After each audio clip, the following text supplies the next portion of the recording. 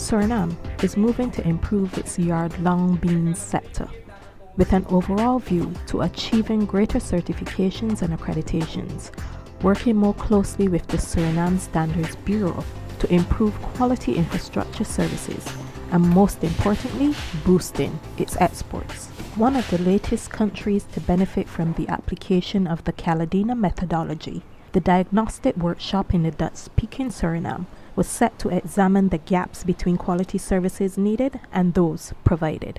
Coordinator of what is called the RQI4 project, Ms. Janice Hilaire, spoke a little bit about what the CALIDENA team went into Suriname to accomplish with the value chain identified by the Suriname Standards Bureau and collaboration from a trained local consultant. We selected Suriname because the CALIDENA has a set criteria and the proposal sought to outline how they fitted or they met that criteria. So we felt that there was a good potential for export and some degree of export was already happening.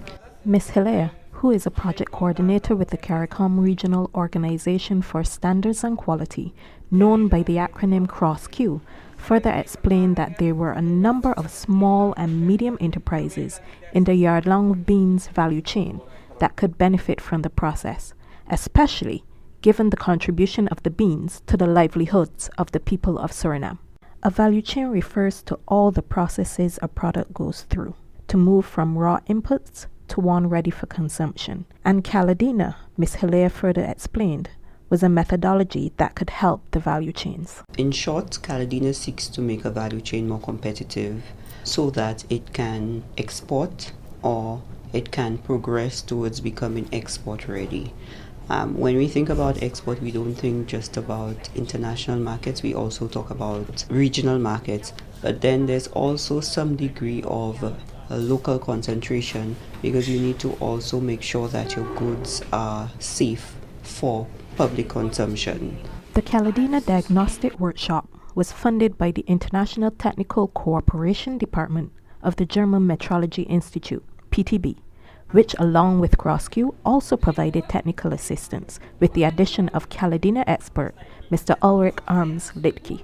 The process, the CALIDENA team explained, involved weeks of dialogue with local trainer Jenna Wijngaarde and the staff of the Suriname Standards Bureau, the SSB, led by Director of the Bureau, Mrs. Ingrid de Bel-Simpson. The workshop itself began with detailing quality infrastructure and its components, as well as understanding the yard-long beans value chain. Participants included farmers, producers, distributors, exporters, laboratory officials, and both the private and public sector were accounted for over the course of the 3-day workshop. Local consultant Ms. Wijngaarde facilitated most of the workshop. Okay, you always stand up and place your sticker whether you think it's growing or if it's shrinking. The participants also shared their views. At a certain moment we started growing yard-long beans because everyone eats yard-long beans. It's easy to prepare, and fieldwork showed that almost anyone has some plants of yard-long beans in their yard. But the research has proven that the supermarkets in the Netherlands, they have a large demand of yard-long beans. I choose a little under 130 because I think in Suriname we lack quality to do maintenance, and maintenance is bad. So there is potential. We should use it, and we should keep on using it. And my experience is also, I'm from the central lab, and I'm also doing some field work. I also plant. So the price is different every day. So yes, I prefer to throw it away than to harvest it, and you will not be paid anything for it.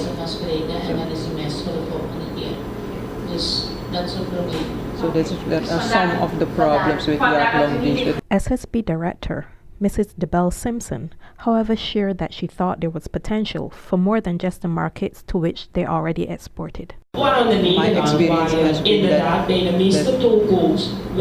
a lot of shops, in local shops in the Netherlands, you can buy yard-long beans and you are happy when you're in Holland and you find yard-long beans. But the focus shouldn't be only the Netherlands, and that's my concern. I've been to Curacao, I've been to the Bahamas, and many Surinamese people live there, and other people also, because we only think of Surinamese people as clients, as customers, but when you are exporting, it has to be ready for the region, for the country, and that's my biggest concern, that when we want to sell a product, that we not only aim at Surinamese tunnel, at Surinamese people abroad. As the agency for the development of quality infrastructure, the Bureau is poised to find out what services are needed to help qualify the products for the export markets and to help ensure the quality of the beans once they leave Suriname for their destined consumers. A more intimate understanding of the challenges traders like Gopex International and processing plants like Unifoods Suriname are experiencing were among the learning experiences of the field trip. PTB consultant and CALIDENA expert Mr. Harmes-Liedtke was there every step of the way, also ensuring that the players in the yard-long bean sector understood some of the quality infrastructure factors involved and possible solutions. Also for you to lower costs for certification, working with regional certification bodies, for example from Jamaica or wherever. Kijk, DNV is wereldwijd. The DNV is dus we hebben daarom eigenlijk internationally recognized. That's why we chose DNV. En de taal, ja, nee, and the language also. The language is also, it makes much easier. Het ging ook niet zo makkelijk als wat. It wasn't easy. It took 3 years. Ja, maar vooral met de investeringen te plegen. The investments we had to make before, we had to pay all the costs, the expenses of DNV, the traveling costs, maar ja, maar we hebben eenmaal binnengehaald, dus we have it. Nu gaat het een beetje makkelijker. Now it's per e-mail. Easier. Kijk, bij audit hebben we misschien een paar minpunten. Per e-mail, the audit, sometimes there are some minor points at during the audit, but then they give us enough time to change everything. And then, for example, all the tractors have to be removed from there. So then we bought another storage. Everything has to be, the parking should be totally different, the tractors should be different, everything should be separated. Yes, and I agree with them. Gopex quality manager Rajan Bisesar said even when they tried to implement standards, they were faced with their own challenges from the buyers. Most of the time, the buyers have their standards. They want their the global gap certificate. Our experience is that suddenly they approach us with many requirements and standards which we do not have in our manual, but they require that from us. We as a company, these standards is not a standard that you can comply with within a day. It takes many inspections, it takes many investments, heavy expensive investments, and then most of the time they threaten you that they will not do business with you. So that are some of the factors. A company that is just starting cannot comply to all these standards right from the beginning. Like that,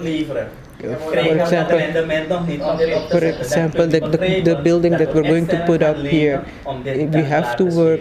What we make in a year is not even enough to build that building, that structure. So if you have a commitment with such a company and they request from you to build that structure, and then suddenly at the end they say no, we don't want to do business with us, it is a problem because you're paying people to do the work, you're redoing the investment, and then suddenly they don't want to do business with you. At Unifoods Suriname, which is intended to be a processing plant for the yard-long beans, General Manager Umar Taus explained the international pressure. Here we have cleaner water, we have cleaner soil, and we have nuclear energy free environment. But you have to show this. You have to. It's not only to have it. You need to have this quality system to show this, and you need to have labs. Because I think this discourse for the politicians, you always have to add the. But without quality, the lower prices is winning, and then China is ahead. You need to have all the quality infrastructure in place. Ms. Hilaire noted that there were several benefits to this CALIDENA process for Suriname, as well as the Caribbean as a whole, wherever it could be implemented. I think the most immediate benefit would be awareness, because a lot of persons within the value chain are not even aware. They know that their products may not be able to penetrate certain markets, and they are being told that it's as a result of certain things, but some of them are not even able to wrap their minds around what it would take to get that sort of issue rectified. Mm-hmm. And the first thing that the workshop would do is to build this awareness, the need for certain things. How would you go about doing it? So I think the most short-term benefit is awareness, but in the medium and even in the longer term, then we would have the capacity of the bureaus of standards being enhanced, because we would assist, or some of the concrete actions would assist in helping them meet the needs of the value chain, and of course the value chains would be the direct beneficiaries. The main activities identified for the next steps included the need to develop a global GAP standard for agriculture, the need for accredited laboratories for testing, guidelines and information for farmers about where tests can be done in the interim, and certainly more quality infrastructure services for testing, inspection and certification, accreditation and standards development. Because there are many things what you need. You need to have a lot of training in good agriculture practices. You need a lot of the whole thing what you mentioned with the workers, the workers say. These are beyond the quality management. They have an impact in your quality, but we want to focus mainly here in what the Bureau especially can do, and what the Ministry of Agriculture afterwards can do, and other public authorities who are involved to raise the bar of these kind of services. For Suriname, a country where the quality infrastructure is still developing, this is being seen as a good first step. It can bring this sector together with the local bureau, as well as with other government agencies that can help to shift the sector where it wants to go to improve and increase exports. For the bureau, it has been an enlightening experience with several opportunities to improve and provide much needed services and quality related standards in the sector. We hebben een MOU met 4 belangrijke spelers, de FEAPS, ASFA, Coöperatie Quata en SSB. Ik denk dat het is natuurlijk mooi om al deze MOU's te hebben, maar we moeten dus ook in dit verband put our money where our mouth is en dat goed gaan gebruiken om dit echt van de grond te gaan krijgen.